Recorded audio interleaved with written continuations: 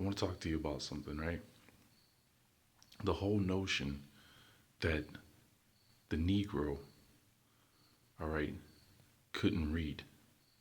I want to challenge that. And here's the whole thing, why, right? I seen a post on Google Plus, right, by a friend of mine who was a Moor, and it was a whole thing. Oh, the Negro couldn't read, but the only thing they gave us was the Bible. Think. So as I did, I started thinking, how can a Moor promote that?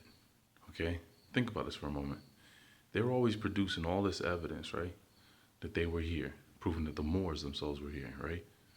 You know, I mean, it was them when I first heard about Christopher Columbus. Whenever he wanted to speak to the kings of the West Indies, he sent Hebrew, Arabic, and Chaldean interpreters.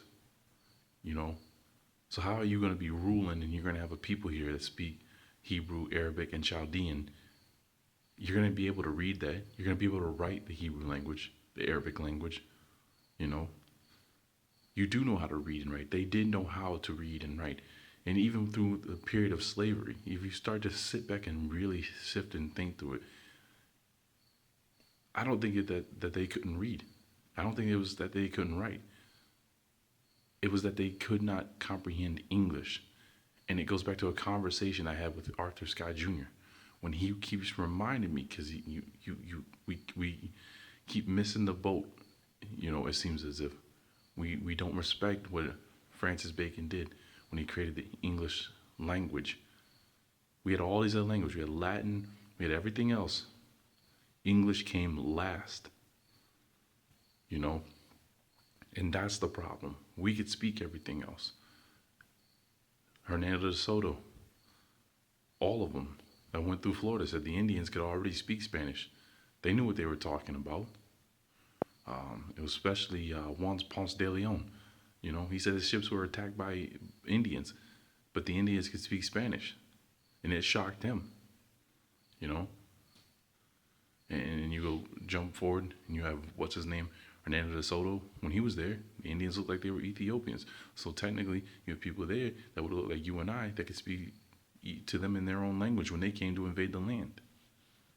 You know, you got to think about English. That's where it all goes down to. English, where does it fall in line with language being created? It was last.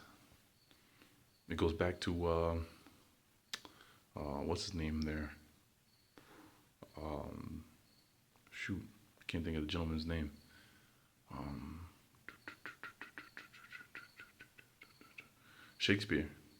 But then you got to think about where Shakespeare got it from, which, in my opinion, it goes back to the Catholic Church and the Jesuits. So I want you to sit back and think about it. Comment if you think I'm right, if I'm wrong. If you think I'm missing the point, point it out. Because even when I think about Deuteronomy 28, it didn't say that we weren't going to be able to read and write. It says that we wouldn't know the nation in their tongue that came from afar against us. That was it. So it's just my little soliloquy. But anyways, it's N.W. Smith, and have a good day, everyone.